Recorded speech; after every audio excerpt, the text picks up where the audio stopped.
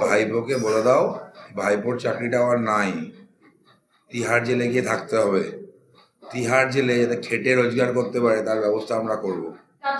আমার তো মনে হয় মুখ্যমন্ত্রীর বাড়িতে রেড করা উচিত। কেন করছেন না আমি তো এটাই ভাবছি। কুণাল ঘোষ তো বলেছিল সারদার সব টাকা মুখ্যমন্ত্রীর বাড়িতে লুকানো আছে। আমার তো মনে হয় মুখ্যমন্ত্রীর বাড়িতে রেড করা উচিত।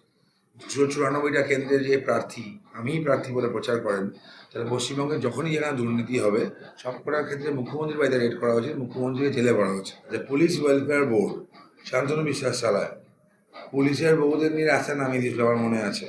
একটা প্রেস কনফারেন্স করেছিল। এই পুলিশের বউরা নামে না যখন অনুব্রত পুলিশের মা বাবা তুলে খিস্তি খামারি করে। মমতার চাকর ওটা, মমতার বাড়িতে খিচুড়ি রান্না করেন উনি। ভিডিও চাই, ফটো চাই, দিয়ে দেবো, প্রচুর আছে।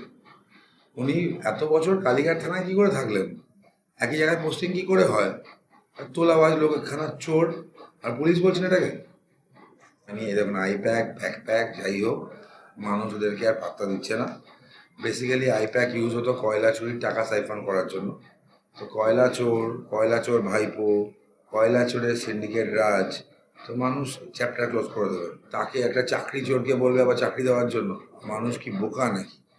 মানুষের কপালের মাঝখানে কি বিশ্ব বাংলার ব লেখা আছে? তারা কিছু বুঝবে না। মরা মেরে খুনের দায়ে জেলকে যাবে। মমতা বন্দ্যোপাধ্যায়কে অনেকদিন বাঁচতে হবে, তার সুস্থতা এবং দীর্ঘায়ু কামনা করি। তৃণমূলকে উপড়ে ফেলা, তৃণমূলের পতন দেখা তার এখনো বাকি আছে। পশ্চিমবঙ্গে তৃণমূলের নাম নিশান থাকবে না। তৃণমূল কোনো রাজনৈতিক দল না, দুষ্কৃতীদের দল।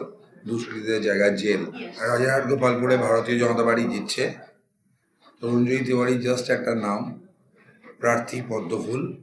এখানে পদ্মফুল ফুটছে, খালি দেখার মার্জিনটা 15,000 হবে না 20,000 হবে। ভারতীয় জনতা পার্টি এই বিধানসভা জিতছে, এটা সব জায়গায় রিপোর্ট তাই, মানুষের রিপোর্ট তাই, মানুষের চোখের ভাষা তাই, মানুষের কথা তাই। না হলে যাদেরকে মানুষের পাশে দেখা যেত না, তারা আজকে ডোর টু ডোর ঘুরছে। কেন ঘুরছে? আর যেখানেই ঘুরছে কথা শুনতে হচ্ছে এতদিন আসেননি, কেন এসছেন। শিক্ষিত জায়গা, ভদ্র জায়গা, তারা জানে বিধানসভাটা কীর্তন করার জায়গা নয়। সুতরাং আমি দৃঢ় আত্মবিশ্বাসী যে এখান থেকে ভারতীয় জনতা পার্টিকে জয়যুক্ত করবে সাধারণ মানুষ। আমি দেখুন আইপ্যাক ব্যাকপ্যাক যাই হোক, মানুষ ওদেরকে আর পাত্তা দিচ্ছে না। বেসিক্যালি আইপ্যাক ইউজ হতো কয়লা চুরির টাকা সাইফন করার জন্য। তো কয়লা চোর ভাইপো, কয়লা চোরের সিন্ডিকেট রাজ, তো মানুষ চ্যাপ্টার ক্লোজ করে দেবে। মরা মেরে খুনের দায়ে জেলকে যাবে।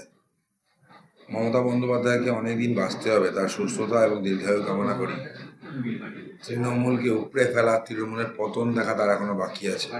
পশ্চিমবঙ্গে তৃণমূলের নাম নিশান থাকবে না। তৃণমূল কোনো রাজনৈতিক দল না, দুষ্কৃতীদের দল। দুষ্কৃতীদের জায়গায় জেল। এই এলাকার রাজ্যের যত তৃণমূলের দুষ্কৃতী আছে তাদেরকে বলছি এখনো সময় আছে, চুপচাপ গিয়ে সারেন্ডারটা করে দিন, না হলে আমরা ঘেঁটি ধরে জেলে পড়ব। আমার আপনার বাড়িতে ইডি যায়?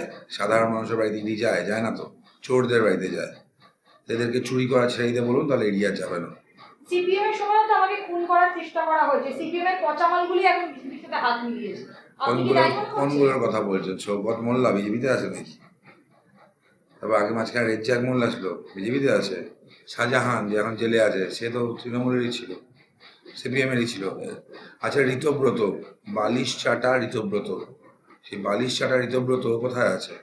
এসব ফালতু কথা না বলে মুখ্যমন্ত্রী মাথা খারাপ হয়েছে, না সুস্থতা কামনা করি আমি। তিনি বলছে যত চাকরি চলে গেছে সবাইকে আমি চাকরি দেবো। অভিষেকের সাথে আমার কথা হয়েছে সকালে। কি করে দেবে?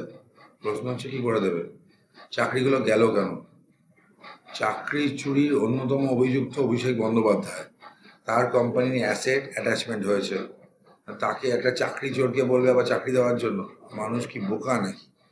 মানুষের কপালের মাঝখানে কি বিশ্ব বাংলার ব লেখা আছে? তারা কিছু বুঝবে না। ভাইপোকে বলে দাও ভাইপোর চাকরিটা আর নাই, তিহার জেলে গিয়ে থাকতে হবে। তিহার জেলে যাতে খেটে রোজগার করতে পারে তার ব্যবস্থা আমরা করব। মানুষ খেপানো, মানুষকে মারা, মানুষকে খুন করা, তার জবাব দিতে হবে, তার জবাব মানুষ নিয়ে নেবে। ডেপুটি কমিশনার শান্তনু সিনহা বিশ্বাসের বাড়িতে ডেপুটি পুলিশ কমিশনার, ওটা পুলিশ নাকি? তো মমতার বাড়িতে খিচুড়ি রান্না করে, মমতার পার্সোনাল চাকর ওটা, ওটাকে পুলিশ বলে পুলিশ অপমান করছেন কেন? হ্যাঁ মমতার চাকর ওটা, মমতার বাড়িতে খিচুড়ি রান্না করেন উনি। ভিডিও চাই, ফটো চাই, দিয়ে দেবো, প্রচুর আছে। উনি এত বছর কালীঘাট থানায় কি করে থাকলেন? একই জায়গায় পোস্টিং কি করে হয়? আর তোলাবাজ লোক একখানা চোর, আর পুলিশ বলছেন এটাকে। চাচ্ছেন না কেন? আমার তো মনে হয় মুখ্যমন্ত্রীর বাড়িতে রেড করা উচিত। কেন করছেন না আমি তো এটাই ভাবছি। কুণাল ঘোষ তো বলেছিল সারদার সব টাকা মুখ্যমন্ত্রীর বাড়িতে লুকানো আছে। আমার তো মনে হয় মুখ্যমন্ত্রীর বাড়িতে রেড করা উচিত। 294টা কেন্দ্রের যে প্রার্থী, আমিই প্রার্থী বলে প্রচার করেন, তাহলে পশ্চিমবঙ্গে যখনই যেখানে দুর্নীতি হবে সব কটার ক্ষেত্রে মুখ্যমন্ত্রীর বাড়িতে রেড করা উচিত, মুখ্যমন্ত্রীকে জেলে পড়া উচিত। আর মুখ্যমন্ত্রী কোন টুনের ভয় পাচ্ছে আজকাল অকারণ আমি জানি না। তা আমরা মুখ্যমন্ত্রীর সুরক্ষা নিয়ে খুব চিন্তিত। মুখ্যমন্ত্রীকে সুরক্ষিত রাখা উচিত। এই জন্য মনে করি মুখ্যমন্ত্রীকে অবিলম্বে জেলের ভিতরে রেখে দেওয়া উচিত, সবথেকে সুরক্ষিত থাকবেন। আইপ্যাকের অফিসে যখন রেড করা হয় তখন দারোয়ান, মুখ্যমন্ত্রী চলে যায়। আইপ্যাকের দারোয়ান তিনি। কয়লা চুরির হিসাব তিনি জানেন, কয়লা চুরির টাকার হিসাবের জন্য জানেন, উনি দারোয়ান হয়েছিল।